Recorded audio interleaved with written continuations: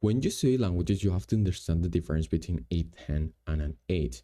And I'm saying this to you because if you don't understand this difference, you will probably get kind of like weirded about it. So, a 10 when it comes to language learning is literally being totally fluent and being like a native, but like now you have this phase which is basically not of a native person. So maybe you have a perfect Japanese, but like yeah, you basically are still a foreigner, right?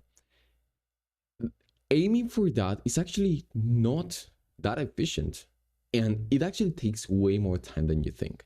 So you can imagine that if I aimed for my American accent in English, I will literally just kind of like waste my time because 80% of the results are in literally 20% of the actions, right?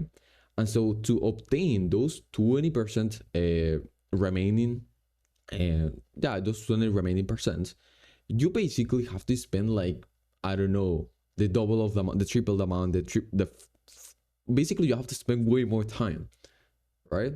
And so that's why aiming, like having the feeling of like aiming for a 10, but still objectively knowing in your mind that you're not going to go for a 10, you're going to go for an 8, is probably the best thing that you could do in our training. So I want to actually put you this example, which is basically the bodybuilding example.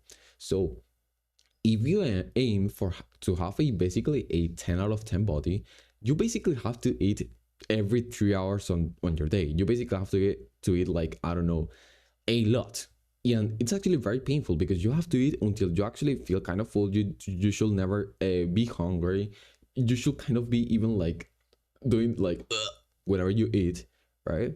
And so it's not really that efficient, right? And the pain that you're paying, um, the pain that you're interchanging to actually obtain that 10 is actually more of the, like most of the time is actually not worth it unless you actually do want to like dedicate your life onto that thing, right? Unless you actually want to be fluent, unless you actually want to be that bodybuilder, right?